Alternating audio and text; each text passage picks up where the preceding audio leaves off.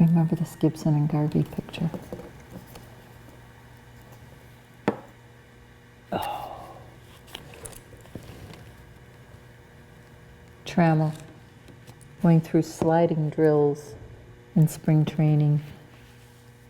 The picture of Jack Morris with the balls, those are all minor league balls, and I strung them together with fishing line. That's a cool picture. Oh yeah, this is game action. I know the police couldn't prevent fans from running on the field. It was like this hazy October day that became hazier when they started burning police cars.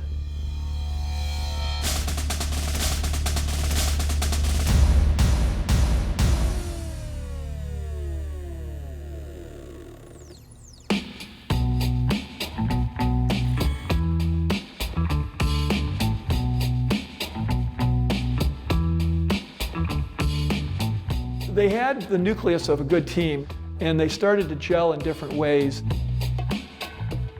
The excitement really started to build for sometime in the future, and it turned out it was '84. Not '85 and not '83 either, but '84 is when it all came together. At the beginning of the '84 season, I had an idea of having a live tiger with up the middle. The main story was about how strong the Tigers were, as they say in baseball, up the middle. Catcher, short, center fielder, and second baseman. So we had Parrish and Whitaker, Trammell, and Chet Lemon posing. And Mr. Campbell, the general manager, okayed it. And sure enough, it was a little baby tiger cub, posed wonderfully. But then at the end of the session, Milt Wilcox came over and put his pitching hand into the tiger's mouth. I still have a job. The tiger didn't eat his hand.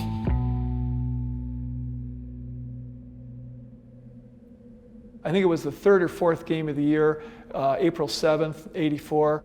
All of a sudden, I realized that Jack Morris is starting the season really well. So I go over to the first base side, and sure enough, he does toss a wonderful gem, and it's the no-hitter of the season. And he jumps into Lance Parrish's arms. That set the stage for the rest of the season. It's like, okay guys, we are going to be this good. In the first 40 games, they won 35 games, lost 5.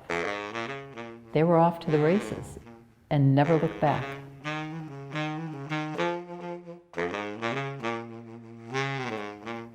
Because of the way the Tigers started out that year, 35-5, wherever they went on the road in '84, they were a huge story. It was like the circus had come to town.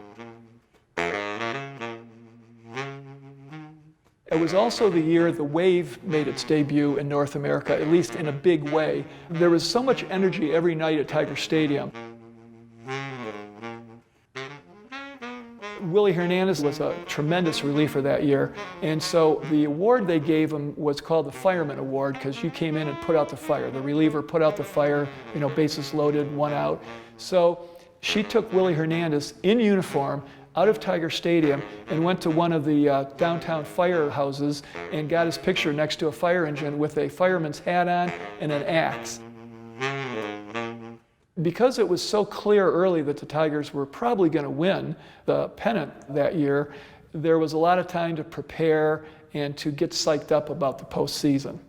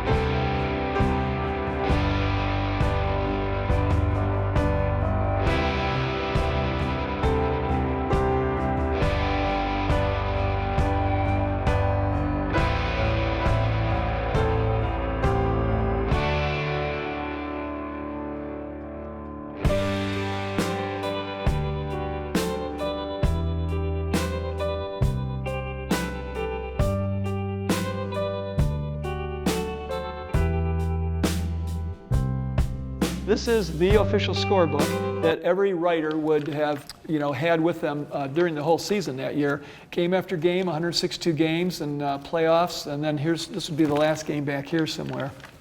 So this would be the game against San Diego when the Tigers won the World Series. Attendance, 51,901. That's a big crowd. That's a lot more people that can get into Comerica Park these days. So here's Gibson's home run in the 8th. You can keep score by following the player's progress around the bases. So there's a home run. There's a home run he hit in the 1st inning. And that's basically history in the making.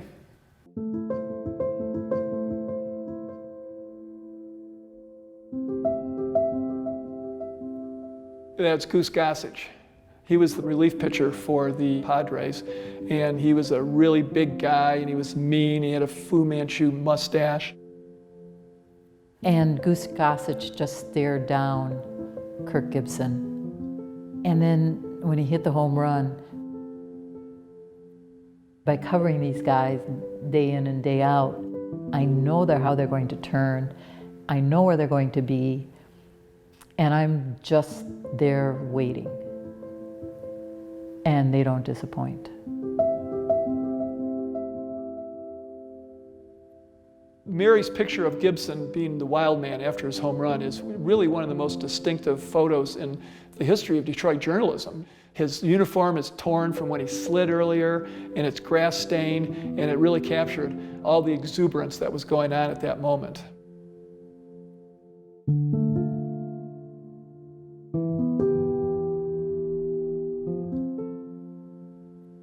The celebration lasted for hours.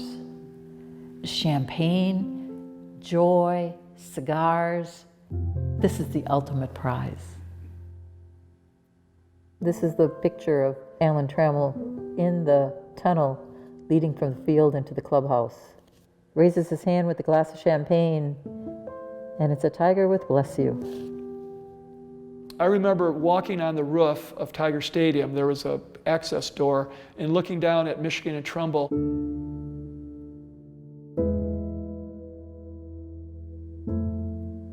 You could see a police car upside down.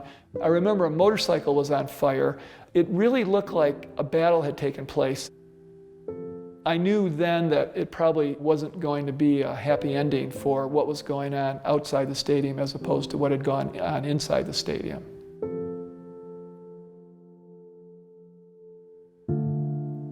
The first headline after the Tiger win was "Great," like Tony the Tiger used to say, but that became inappropriate later on, especially after someone died. I don't remember what the second headline was, but it was a little more in keeping with both the fact that there had been this great win, but there had also been some nastiness in the streets. It was the second day after the World Series. I never asked for player autographs, but that one was special, and I brought 2 copies, one for him and one for me, and I had him sign it for me. Mary, what a great time. Kirk Gibson. And we had no idea of what the picture would come to represent. The best in sports. When you play together as a team, what you can accomplish.